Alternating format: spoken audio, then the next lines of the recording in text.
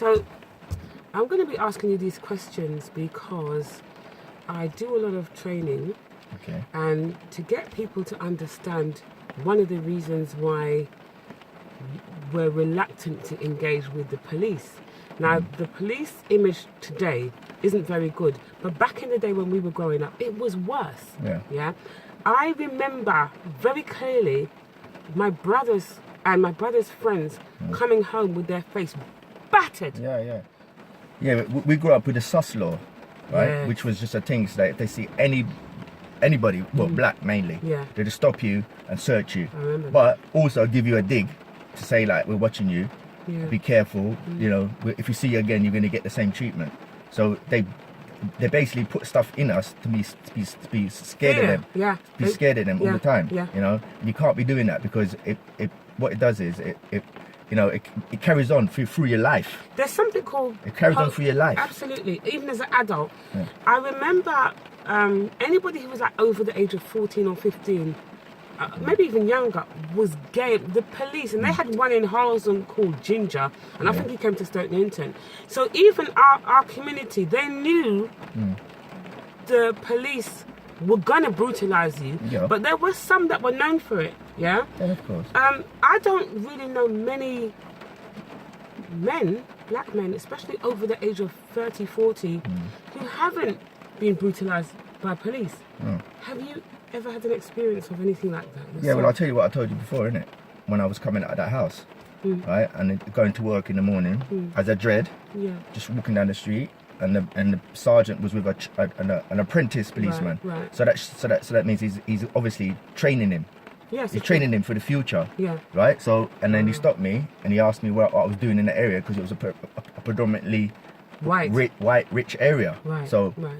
But you see, like, I'm going to work now, so I'm like, I got to get there on time. I said, why did you stop me?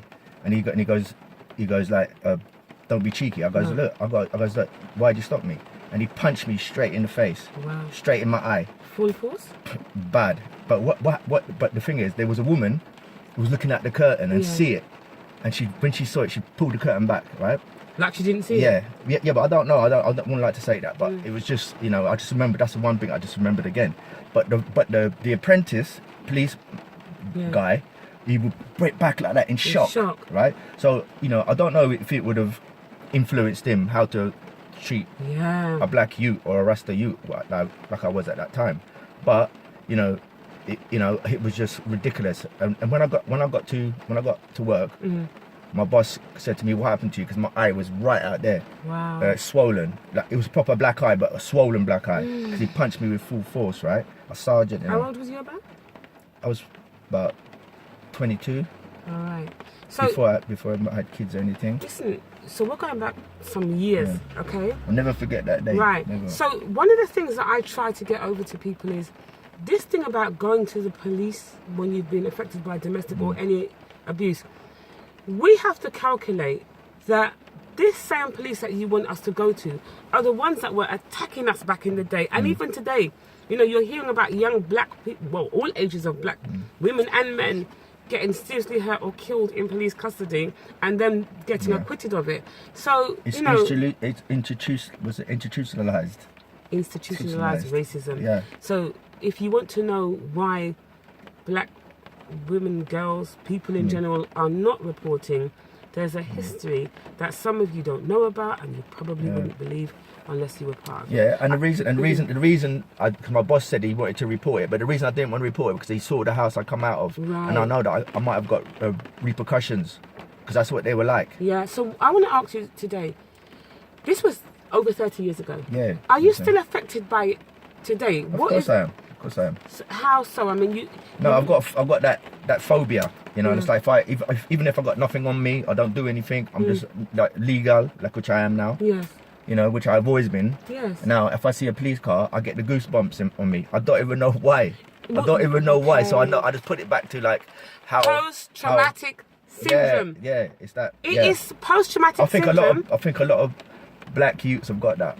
Black people, even my age. Yeah, I mean, I remember driving. I was driving a BMW, and it wasn't. even a brand new one. It was, you know, I was going to my teaching job and I was pulled over and they asked me where I was going. And I said, I'm going to work. Where do you work? I'm a teacher. Now I had looks and he didn't even make any bones about not believing me. I didn't care if he believed me or not. It doesn't change the fact that I'm a teacher. But then he looked around my car and tried to find a reason to give me a ticket. And he, you know, he said my number plate is a centimetre smaller than it should be. He's going to give me a fine. You know, and I was lucky because those times there I had quite a few contacts and I called one of them, which happened to be the borough commander. You know, and then I got to talk about, I'm not racist, my next door neighbour is black and all this kind of stuff. So, you know, when we're talking about reporting abuse or reporting anything, you have to understand that we have a whole history that teaches us not to trust. But my father taught me to trust the police and respect the police. You know that? Like my father, right? That's what he told me. That's but what he didn't, we were taught, though. That's what the older generation people that came here are. We're like first generation in Britain, but those who came in from Africa and the Caribbean trusted and believed in Britain, the law and their law, and they even couldn't believe at first that police would just come and do you something. You must have done something. When you told them, no, I didn't, I was walking, I was just minding my business, and they came, they're like, no, something's not right.